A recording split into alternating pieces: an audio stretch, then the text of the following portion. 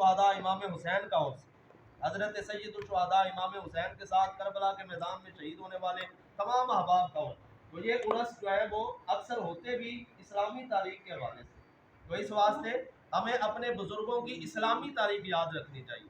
انگریزی تاریخ تو ٹھیک ہے، لیکن اسلامی تاریخ بھی یاد رکھنی چاہیے کہ اس دن ہمارے بڑے اس دنیا سے گئے، اس دن اگر ہم اصالہ ثواب کریں گے، فاتحہ شریف پڑھیں گے یا کوئی بھی جو ہے وہ اہتمام کریں گے تو اس دن بزرگوں کی توجہ بھی زیادہ ہوگی، اور اس دن وہ انتظار بھی کرتے ہیں کہ ہماری اولاد ہمارے لیے دعا کرے۔ اس دن وہ جو بزرگ چلے گئے وہ انتظار بھی کرتے ہیں کہ ہمارے بچے جن کو ہم چھوڑ کے آئے کیا وہ ہمارے لیے کوئی دعائے خیر کوئی آج ہاتھ اٹھا رہا ہے کہ نہیں اٹھا رہا۔ تو اس واسطے ہمیں اس دن کو بھی یاد رکھنا چاہیے۔ حضور تاجدار گولڈا شریف آپ نے صبح سماعت کیا، بڑے جو ہے وہ اللہ کے ولی گزرے، اور یہ تھوڑے جو ہے وہ عرصہ پہلے جو ہے ان کا وصال ہوا نا، یہ جو ہے وہ بہت زیادہ پرانے نہیں، ہزاروں سال پرانے نہیں، بلکہ جو ہے وہ 100 سال یا 150 سال آپ کو ہوا، آپ کا وصال ہوا، اور آپ نے مرزا کانے کو وہ جو ہے وہ آپ نے چیلنج کیا، ورنہ اگر تو جھوٹا ہے میرے نبی کے خلاف تو کھڑا ہو گیا، اپنی کرسی لگا کے بیٹھ گیا کہ میں بھی نبی ہوں، کہا میں تیرے ساتھ مقابلہ کروں گا۔ تو یہ جنہوں نے مرزے کو چاروں شانوں چت کیا، چاروں شانوں جنہوں نے چت کیا اور مقابلہ جیتا، مناظرہ جیتا، اور اس دن جو ہے وہ واضح ہو گیا کہ اللہ رب العزت نے اپنے محبوب کے غلاموں کو کتنی شانیں عطا فرمائی۔ یہی پیر سید میر علی شاہ صاحب تھے نا، میں نے صبح ایک آدھی بات سنائی تھی کیونکہ وہ بات اور چل رہی تھی تو درمیان میں ان کی بات آ گئی، لیکن آدھی بات سے آگے سماعت کریں۔ جب آپ نے کہا نا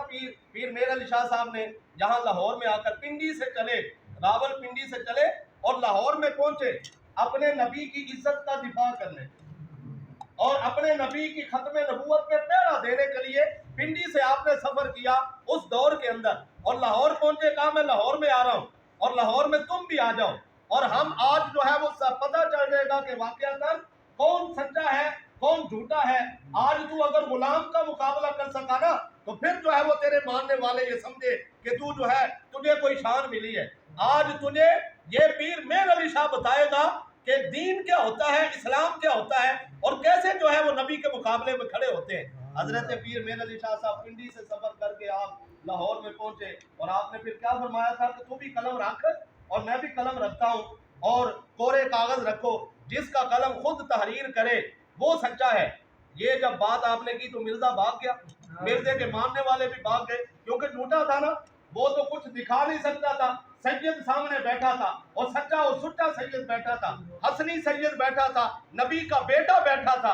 اس واسطے اس کے اندر تو جرأت ہی نہیں تھی کہ وہ بول سکے، اس واسطے بھاگ گیا، دم دبا کے بھاگ گیا۔ جیسے آگے بھی اس کے جو ہے وہ بڑے خرافات ہیں، اور اتنے اس کے خرافات ہیں مرزا قادیانی کے، اس لیے ہم بار بار اس کو بیان کرتے ہیں۔ اس نے یہاں تک کہا، اس نے کہا جو مجھے نبی نہیں مانتا نعوذ باللہ ثم نعوذ باللہ وہ تو کنجریوں کی اولاد ہے۔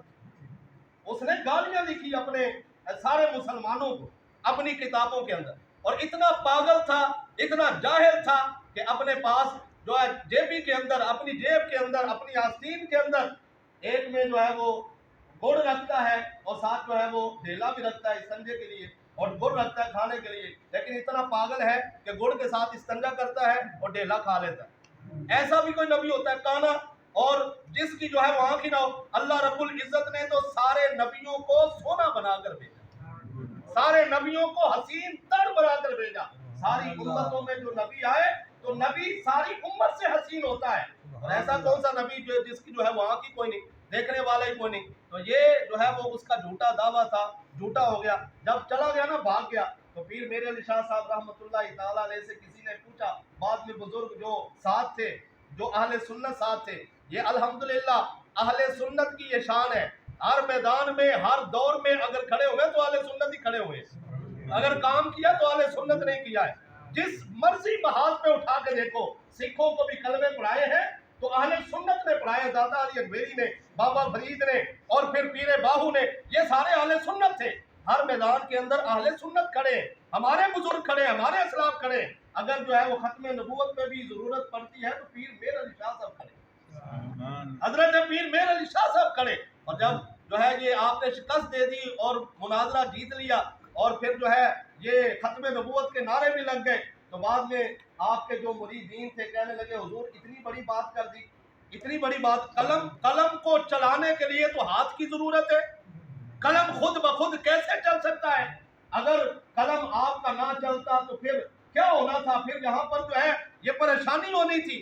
تو آپ نے کیسے اتنا بڑا دعویٰ کر دیا کہ قلم خود لکھے گا؟ آپ نے فرمایا اے پیر میرے نشان نے ایسے ہی بات نہیں کی، آپ نے اپنی زبان میں ٹھیس پنجابی جو راول پنڈی کی پنجابی ہے اس زبان کے اندر آپ نے فرمایا تھا کہ مجھ جڑی وہ قلعے تے زور لاندی، قلعے دے سر تے مجھ زور لاندی۔ اس واسطے آج جو پیر میر علی شاہ کہہ رہا تھا نا تو پیچھے میری کمر پر میرے نبی کا ہاتھ تھا، فرمایا میرے نبی پیچھے کھڑے تھے اور وہ فرما رہے تھے کہ اے میرے علی شاہ تو دعویٰ کر، آج جو ہے وہ سچا ہوگا۔ فرمایا یہ تو چھوٹی بات ہے کہ قلم اٹھ کے لکھے، فرمایا آج اگر میر علی شاہ کو پرانی قبروں سے مردے بھی زندہ کرنے پڑتے تو آج کر کے جاتا، آج اپنے نبی کی دفاع اور عزت کا دفاع کر کے جاتا اور ناموس رسالت پر ختم نبوت پر پہرا دے کے جاتا۔ اور آج جو ہے وہ کیونکہ میرے نبی کا ہاتھ ہے جو ختم نبوت کا کام کرتا ہے، جو ناموس رسالت کا کام کرتا ہے، اس کی جو ہے وہ کمر پر نبی علیہ السلام کا ہاتھ ہوتا ہے، حضور علیہ السلام کا ہاتھ ہوتا ہے، بزرگوں کا ہاتھ ہوتا ہے۔ اسی لیے تو جو ہے وہ بابا جی فرمایا کرتے تھے نا مالک کنڈ نہیں لگن دیتے، مالک کھنڈ لگن نہیں دیتے۔ کبھی بندہ میدان میں کھڑا تو ہونا، دشمنوں کو للکارے تو صحیح نا، کافروں کے سامنے کھڑا تو ہو، آواز تو بلند کرے، مالک کھنڈ نہیں لگن دیتے۔ اور پھر جو ہے وہ بندہ مسلم اور جو حق پہ ہوتا ہے اللہ رب العزت اسے ہی فتح عطا فرماتا ہے، کبھی باطل کو فتح نہیں ہوئی۔ فرعون جب موسیٰ علیہ السلام کے مقابلے میں آیا تو فتح کس کو ہوئی؟ حضرت موسیٰ علیہ السلام کو۔ نمرود جب ابراہیم علیہ السلام کے مقابلے میں آیا تو فتح کس کو ہوئی؟ حضرت ابراہیم علیہ السلام۔ اس واسطے ہر دور کے اندر جب جو ہے حسین کے مقابلے میں یزیدی آئے تو فتح کس کو ہوئی؟ حضرت امام حسین رضی اللہ تعالیٰ عنہ۔ نام ان کا ہی زندہ رہنا ہے جو حق والے ہیں، اور انہی کے جو ہے وہ قصیدے پڑھے جانے جو حق والے ہیں۔ تو پیر میر علی شاہ صاحب نے کام کیا۔ جب آپ وادی ہمراہ میں گئے نا، ایک بات اور سن لیں، وادی ہمراہ میں گزر رہے تھے، نبی علیہ السلام کے جو ہے وہ سفر تھا، یہ مدینے کا سفر تھا، اور وادی ہمراہ میں پہنچے اور وہاں پر آپ نے سنتیں چھوڑ دی، اور سنتیں بھی کون سی؟ اثر کی سنت،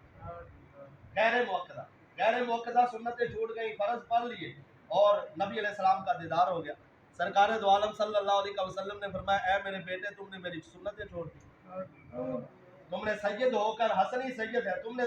جو ہے وہ سید ہو کر سنتیں چھوڑ دی۔ آج لوگ کہتے ہیں سنتیں کہاں لکھی، سنتیں پڑھنی، وہ کہتے ہیں وہ سنت ہے ہی نہیں، فرض جو ہے وہ پڑھو۔ تو پیر میر علی شاہ صاحب رحمۃ اللہ تعالیٰ علیہ نے سنت موقدہ نہیں، سنت غیر موقدہ چھوڑی تو نبی علیہ السلام نے آ کر ڈانٹ کی، فرمایا اے میرے بیٹے تم نے میری سنتیں چھوڑ دی اور سنت غیر موقدہ تم نے ہلکا سمجھا، یہ میری سنتیں ہیں تم نے جو ہے وہ چھوڑ دی 4 رکعت۔ تو حضرت پیر میر علی شاہ کو جب وہ دیدار ہوا تھا نا، اس وقت جب نبی علیہ السلام کا دیدار ہوا تو اس وقت آپ کہہ رہے تھے اج سکھ میں طرح دی ودھیری ہے، اج سکھ میں طرح دی ودھیری ہے۔ اور یہ جو ہے وہ یہ نعت پڑھ رہے تھے، مکھ چند بدر شاہ شانی ہے، متھے چمکے لاٹ نورانی ہے، کالی زلف تے اکھ مستانی ہے، اور مخمور اکھیں ہن مد بریاں،